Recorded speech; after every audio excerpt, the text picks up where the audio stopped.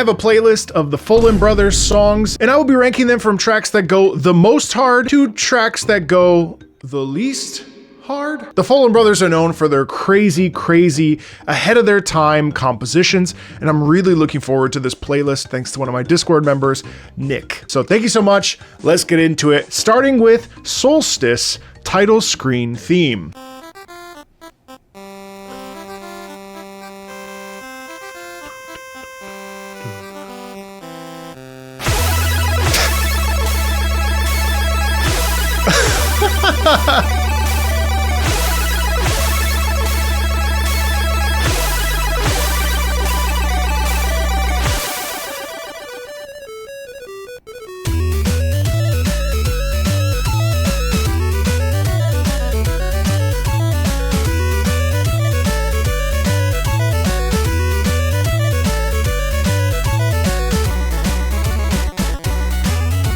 Nice triplets. Da, da, da, da.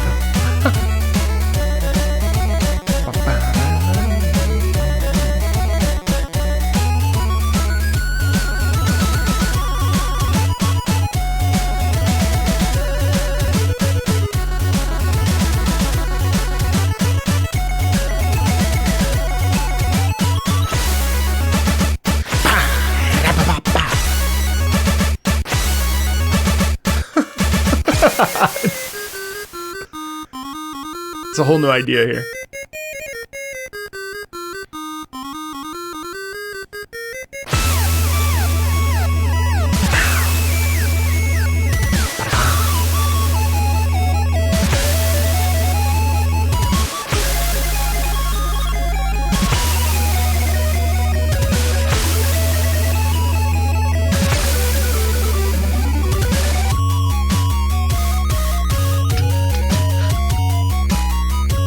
Subtly shifted.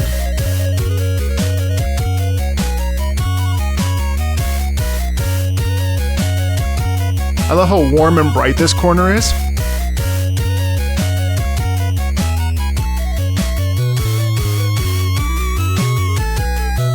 You have the violin take over and lead this beautiful melody, but then it pulls away right away.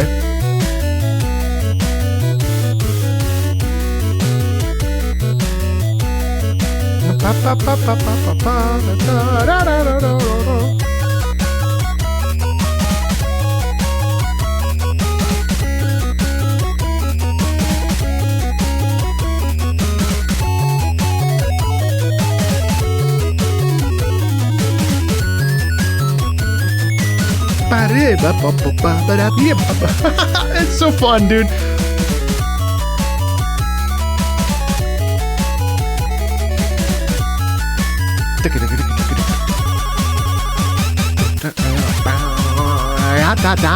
There's the danger right there. That's the danger corner.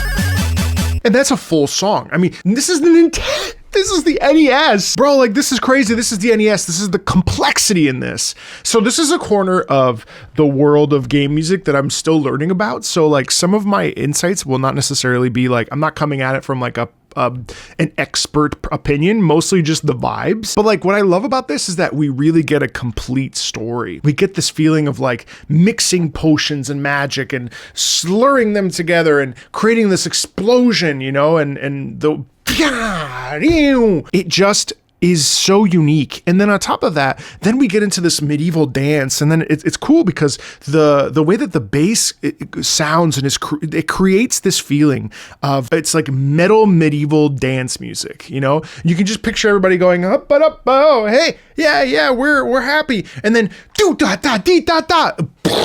An explosion, or like someone throws out a magical, you know, like it's crazy. That is definitely hard. That is rock hard. That is easily one of the hardest tracks certainly I've ever heard from the Nintendo. And I mean, it just goes to show the magic that can still be created with, you know, 8-bit, 16-bit sound. This is like video game music in such a pure form. Now, video game music is complicated, right? Because as we evolve, we change. You know, we go into MIDI, we go into orchestral, we go into VST, we go into live recording, you know, and now we're in this sort of flux where we kind of can do a little bit of everything. So the question becomes, well, where do we go from here? And back then they didn't know. They didn't necessarily know it was coming. They had the channels and they had their systems, you know, and things were all kind of electronic and technical and all based around technology, which they still are, but in a very specific way back then.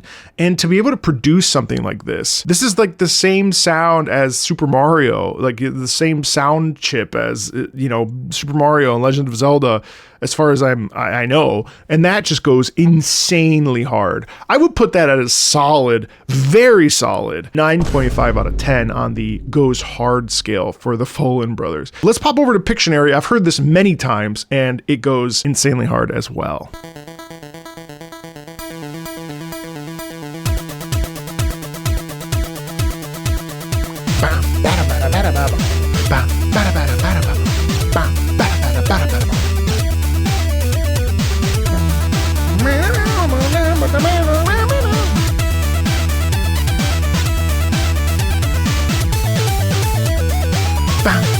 Right there, nice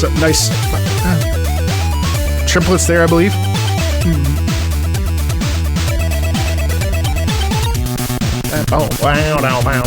You see how now there's like a whole different section, even though it's the same tempo? Harmony.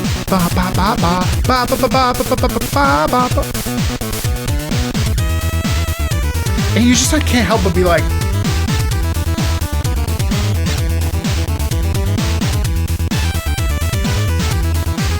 you can just picture it, you know, you picture the real instruments.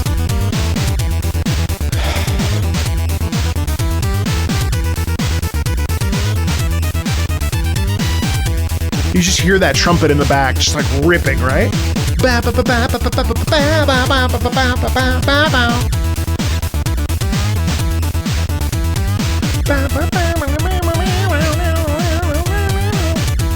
Down, down, down, down, down, down, down, down, down, down, down, down, down, down. And the thing is, we're not looping. I mean, we are looping in the sense that like this will repeat, but this is a complete piece of music. And I've played this now for multiple non-gamers, and I think all of us are kind of like, that's Pictionary. You know, Solstice and Pictionary are like probably the two most famous of the Follin songs, and I think for good reason. I definitely they're I think memed on now because of how crazy they are. They're the poster child for they understood the assignment, you know, in the classic, it's only Pictionary, Tim. And I definitely think that that's true. Actually, I actually think that this is a 10 out of 10 on the goes hard scale. It's so cool. And you can really feel the movement, the momentum, and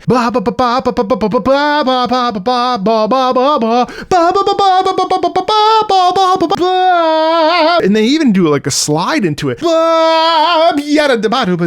You know, it's like so cool. That goes hard as balls. Let's go over to Treasure Master music. So this is Treasure Master NES World 3 and 5. I've never heard this before. Oh no, I have heard this.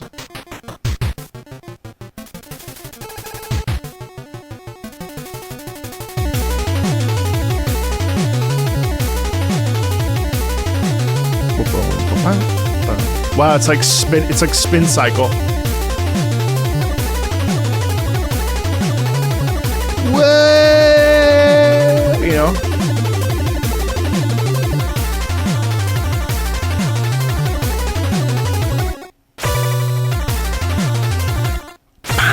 Cool.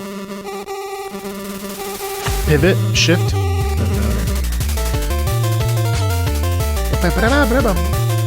It's chaotic.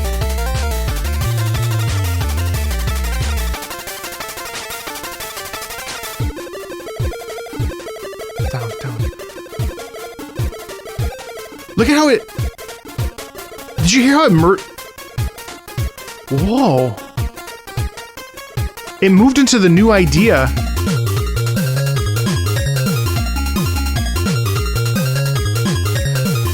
That's like mixed meter.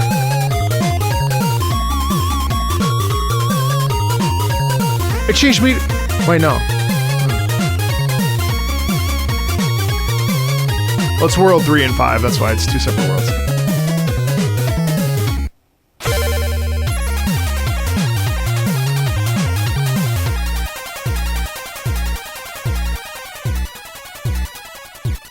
Love the sliding up into the different...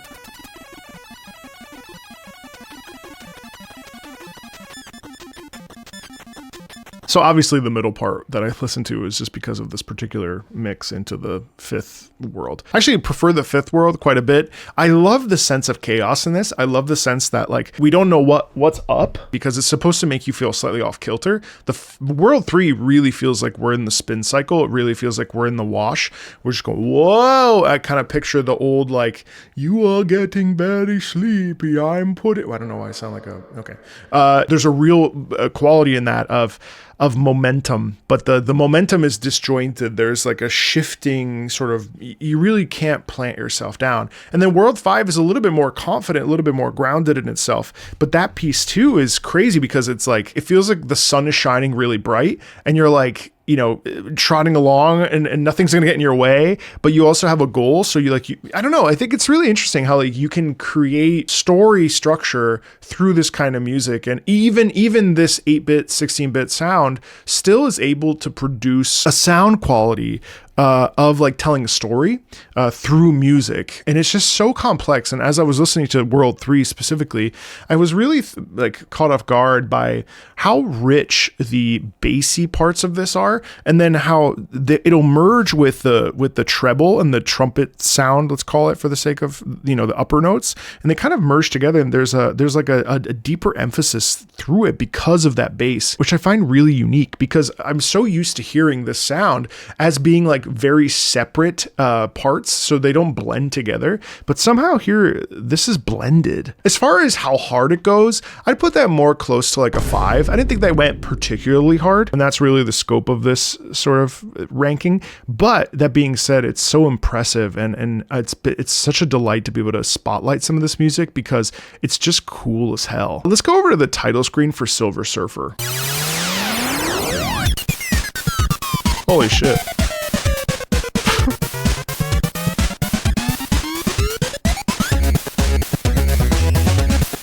Love that intro. Like you hear how bodied that is? It's so bodied because of the bass.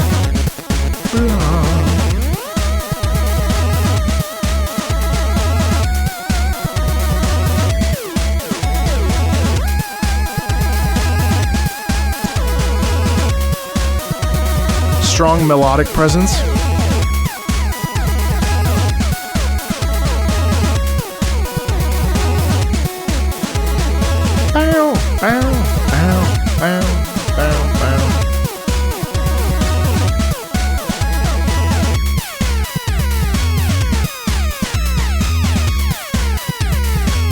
I love you hear. It's interesting, the echo and the ambient sort of like whoa, whoa, whoa, whoa. That's what creates the space sound. It feels like it borrows from this idea of like, I was thinking asteroids when I listened to this. Like I see, you know, you hear like laser beams. That's pretty dope.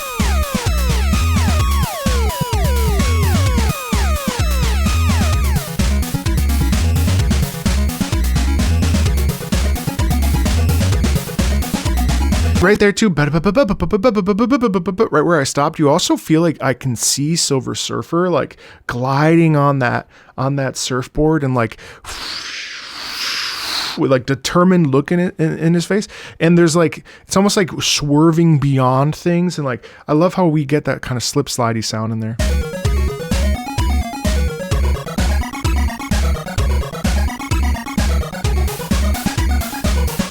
Awesome, like boomts in the back too.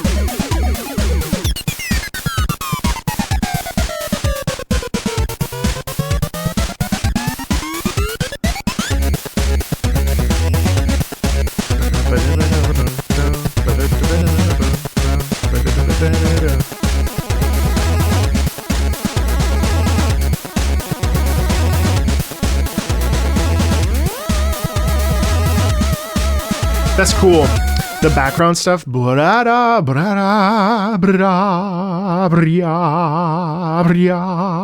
That's like determination. That's like real commitment, right? And I love that then that gets filled out. So we intro with that, and then over top, that melody takes over, but the movement underneath is like the confidence of Silver Surfer.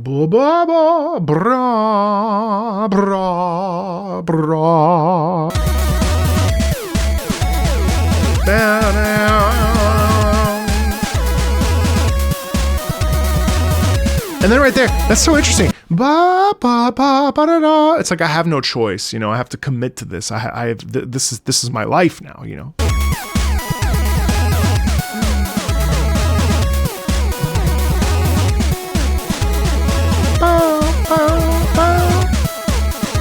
You still hear that?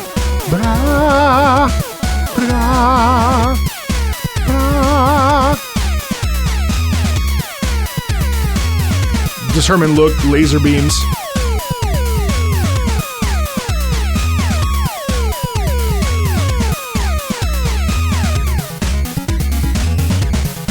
And I love that we never really lose sight of the space thematics in that. I also love that we also never lose sight of the bassiness in that. Boom, boom, boom, boom, boom, boom, boom, boom, boom, boom. So that's really cool because we don't lose the emphasis. You know, it's a really beautiful theme.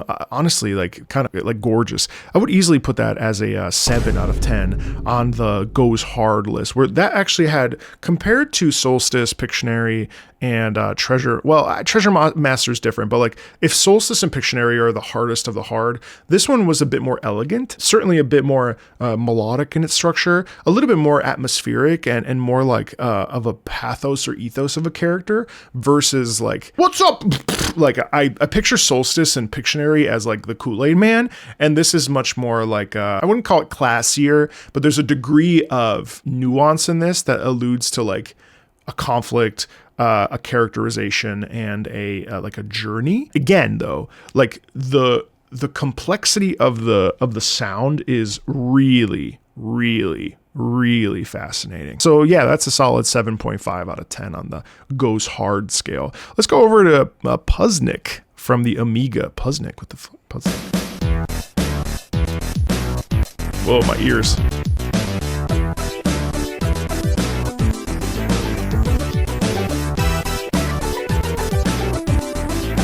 What a bop. Are you kidding?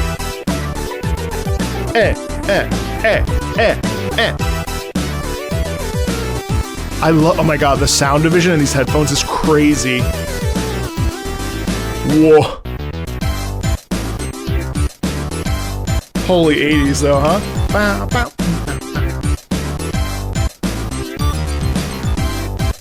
It's all in my right ear.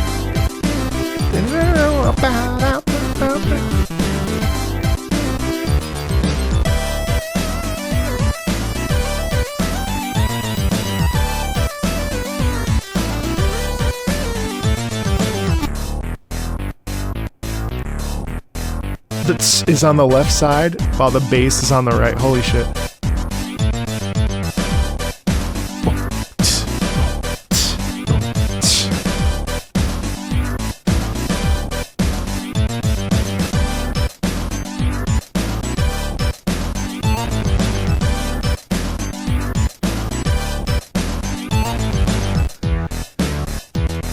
Yeah, you know, again, the smooth loop is really gorgeous because there's no like reset, so it feels like a complete song. As far as the goes hard list, I'd probably put that at a 6. What I love about it is it's very 80s coded, so I'm thinking like, you know, Beverly Hills Cop. I'm thinking like 90s, like Junior. I'm thinking Starsky and Hutch, late 80s, mid 90s movie sound. I picture Venice Beach, palm trees, just kind of strolling along while there's like a muscle guy with like a midriff shirt lifting, doing a bench press or something. It's very much in line with that. But again, everything I've described is absolutely not a puzzle theme, which I guess, you know what, let's bump it up to an 8, screw it, because that's absurd. That goes insanely hard. Yeah, I'm wrong. This goes insanely hard for a puzzle game. Also, the sound isolation is crazy. I haven't had that happen in a long time where I distinctly heard two different sets of instrumentation between the boomts and the bass in the right ear, while I had the in the left ear, and it's a crazy cool. I want to pop over to the Plock boss theme. I don't remember if I've heard this before. I think I've heard the main theme. If I have heard the boss theme, I'll pivot over to the main theme. Yeah, okay, yeah. I've heard that. Let's pivot over to the main theme.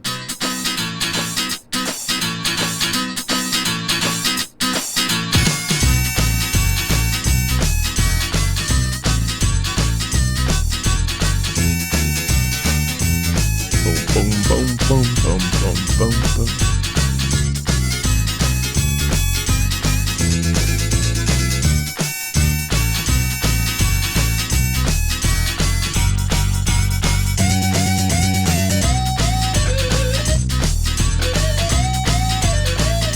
Man, this is crazy. So this is Super Nintendo. This is when I had my sort of awakening to video games, because I was given a Super Nintendo when I was 7. The first games I played were Super Mario World and Power Rangers. Great games. And that kind of opened up that was 31 years ago.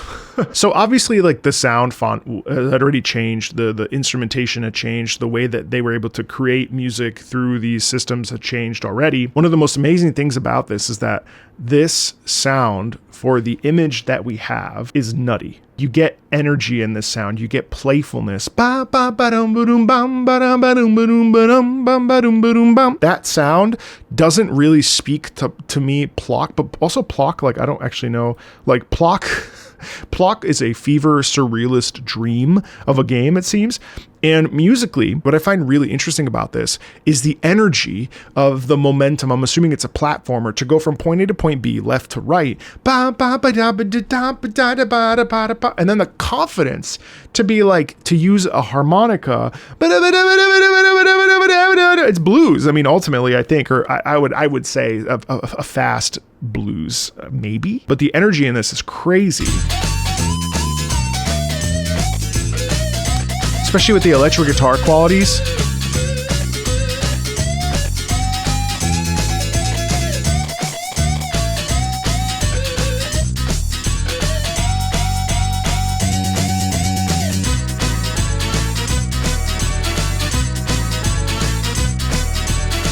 I don't know, actually, I don't think there wasn't a harmonica at the beginning. I love the fading.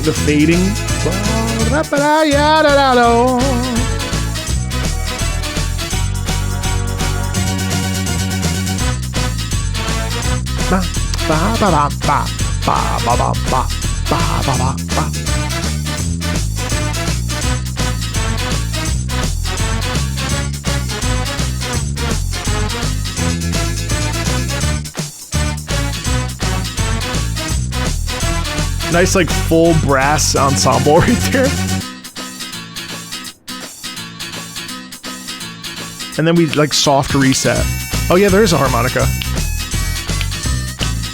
So it's cool because, like, this is such a unique sound, I think, and, like, it feels really, really, really clean for the sound font. Now at this point, things are sounding good, but we're getting instrumentation that sounds like instruments, right? But this is clean. You almost can't tell that it's made on a synthesizer. Like, this feels like it's, and maybe it's not. I don't know. This is cool. I mean, like, does it go hard? Probably not. I'd probably put that more like at a 4-ish from my personal taste. Like, it doesn't go hard. I mean, it's like unique for what the game looks to be about. It's so unique in the structures at play and the way that we're producing the sound and the sound quality itself and the dancing lilt to this is so impressive. But, like, okay, so that's just like a main theme, like, and the confidence in display too with the electric guitar and the sort of dance qualities in that are really neat. Let me go to the boss theme really quick. Totally in line with the surrealist thing that we see in the imagery, right? Like, and again, to include the laughter, it's such a genius choice. And I love the hits here. Boom, chop, boom, chop. And that's where you get the tension with that sound, you know, emblematic of danger, vampire and ghouls and demons. But see, that sound is also emphasized by the lower hits and the bassy hits of the like drumming that occurs. Boom, ch, boom, boom, ch, ba, yeah, yo. I'm going to eat you. You know, that's the vibe. And then it's picking up. Oh wow. Okay, we pick up in tempo.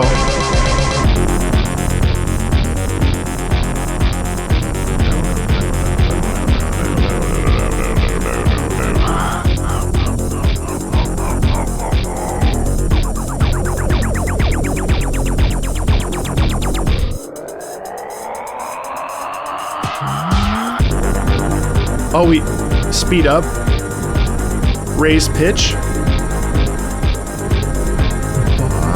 You hear the danger underneath? No.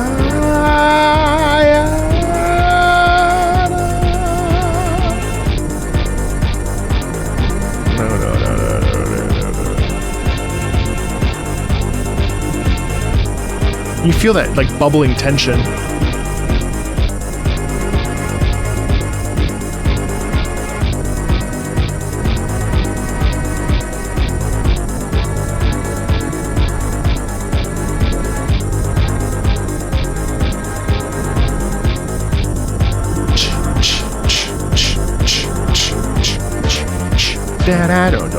I want to see if it evolves because it's like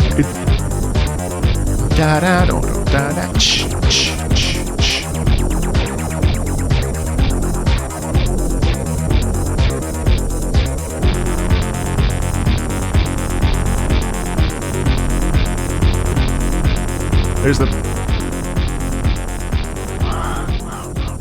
yes, I mean, there's a bit of a tempo increase in there, but like really what I'm astounded by is the density. It's so supported by the bass and the sound quality is so incredibly rich and thick. It's just thick in the way that it's produced. And so it has this, it feels really, really, really wide musically. Like it feels very dense. It's very dense. It's like a piece of prime rib. It's not a sandwich. It's a prime rib. You have all these different layers. You have the bass, you have the middle bass, you have the other part. You know, it's like we take the use of the channels and create this like sizable thing that feels very, very, very rich and thick. I just love that. I mean, it's a very simple piece. In terms of like, it creates tension. There's a sense of discomfort. There's the laughter in it that produces fear. There's that, you know, that organ at the beginning, because it's like showcasing like demonic and demon and so on and so forth. But then it really feels like this thing is lumbering towards you and you have to sit there and fight it and be in that sense of discomfort. But the discomfort the sound is so round that it's really palpable and like genuinely like unnerving. You know, I would put that at a 6 on the goes hard scale. It's just so impressive. It doesn't go hard like Solstice or Pictionary, doesn't need to, but it's very, very, very powerful. Let's go over to Equinox Tori, also SNES.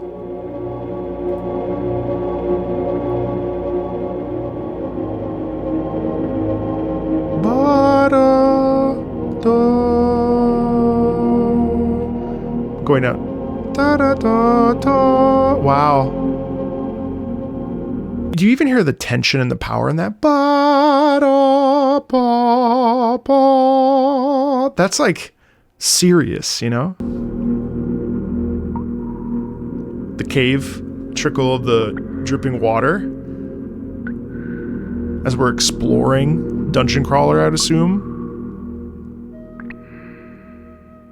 Random flute. They're in harmony with each other, playing.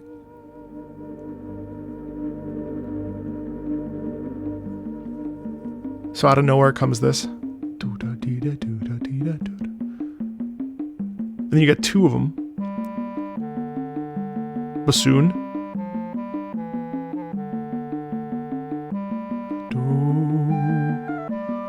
Oh my god.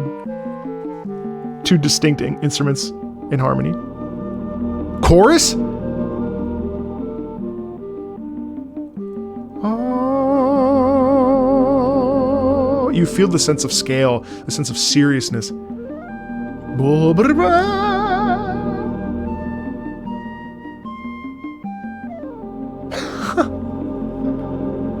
Dude, that's crazy. Oh, vibrato too. Ooh. I love the sense of gravitas that the chorus adds. Ah, where do they go? Ah, do they go down? Oh. Yes! Oh. And they go up, right? They go back up. Ah. They probably pull out, actually, because there's no reason, because they reach the, I think that's the tonic.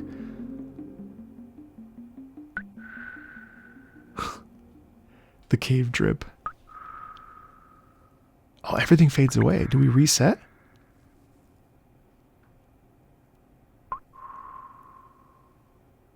Just the cave sound? Oh my god. This is so cool because it's on the synthesizer.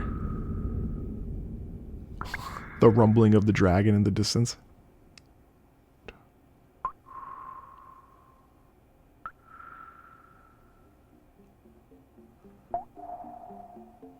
Oh my god, from the distance. From the distance, it gets louder and it grows, it crescendos in volume. It increases in volume.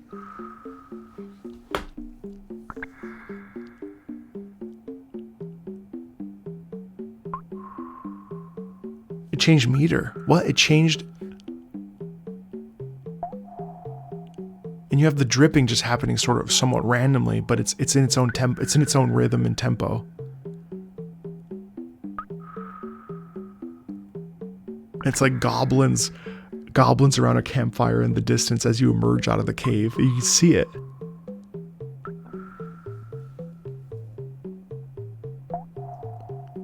Or it's like your guy like fast walking out of the cave. It's like navigating the cave.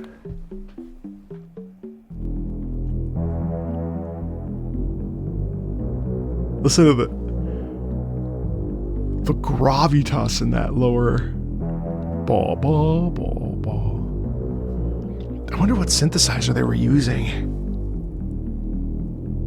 Ba. The lower notes of danger and doom.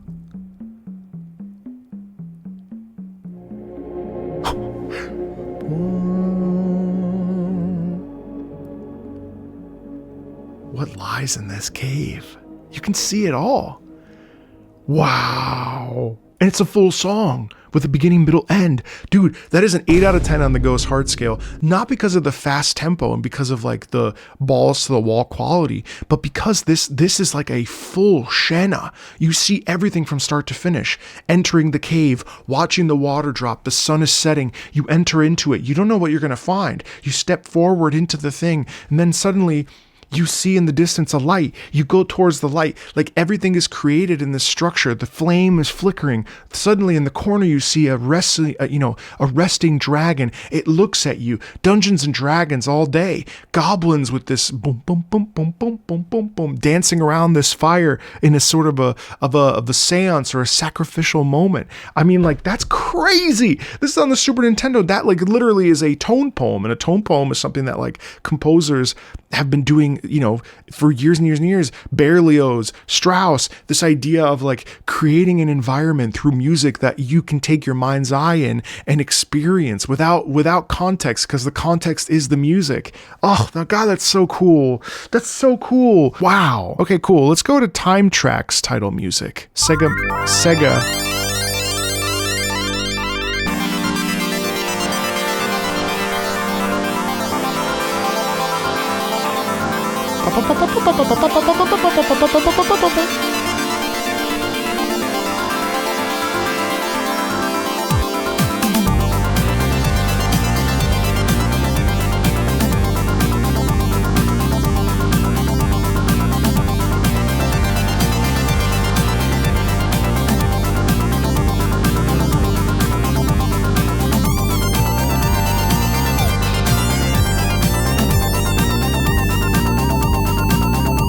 Love the vibrato. Ba, ba, ba.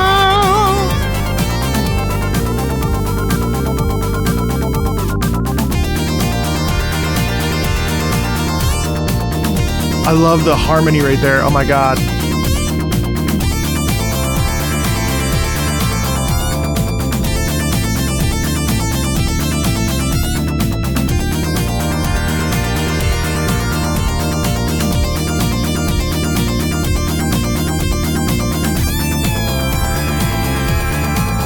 I love the swell.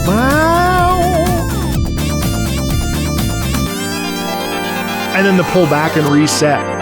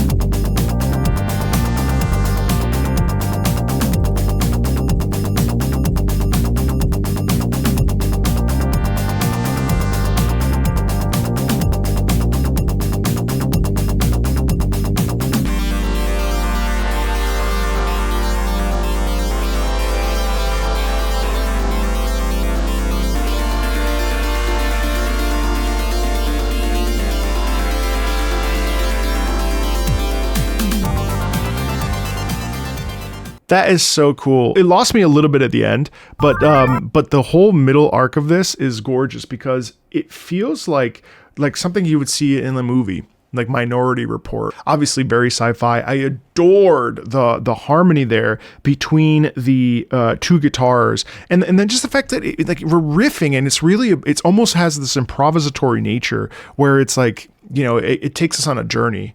It's dope. I would say that even though I like this, well, it does go pretty hard actually, but I personally would put that at a 6 out of 10 and goes hard, especially because the end, I felt like I got a little bit lost in the sauce a bit at the end, sort of my eyes glazed over a little bit, but I mean, what a piece. It's just so amazing to hear this kind of sound. And again, very 90s coded, of course, which, you know, there's so many good like sci-fi, you know, you see the big computer and the big cell phones, and it's just like holy nostalgia bomb. I'm a huge Spider-Man guy, and I also love the X-Men, so I really want to check out the title music from Spider-Man and X-Men. Let's listen to this.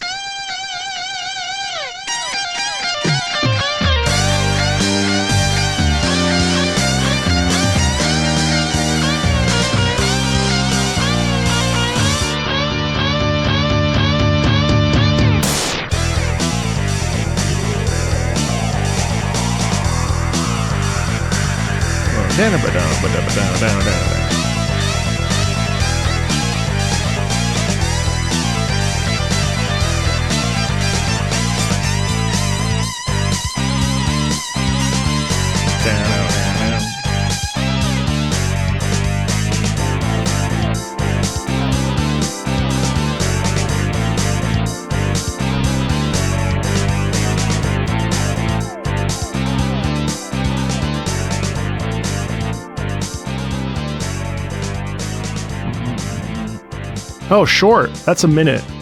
That's like a minute change. Does it repeat? It's gotta. Yeah. I like how in the guitar, the way that we started at the beginning, it's almost like Spider-Man and the X-Men shouldn't be fighting. And so there's this moment of like, damn, I wish this wasn't happening, but it is. So we got to just ride the wave. You know what I mean? Like, shoot. You know, that's a dope piece, man. I'll put that at a 7 out of 10 on the goes hard scale. It definitely goes hard. It's cool. Again, near the middle end, some of the directions it goes in kind of lose me a little bit, but I think overall, like, that's such a satisfying package to listen to as well. It's crazy how, again, in the simplicity of this, like, style or time period, we're still able to create music that is visceral and emotionally impacts us. And yeah, I mean, I'm so impressed by the Follin brother. I mean, like, you know, rest in peace, Geoff Follin. I mean, like, it's crazy how sick the understanding the assignment for every single one of these pieces, and then like how hard it was only Pictionary, Tim, this music goes. I hope you got some insight into this that maybe you hadn't heard these pieces before, or maybe you've heard them before and maybe now you're listening to them with maybe different ears. But overall, I gotta be honest, it's crazy how hard these two went and go. Thank you so much, everybody. Feel free to like, subscribe, check out the Patreon if you want to. Feel free to join the Discord if you feel like it, and I'll talk to you later. Bye.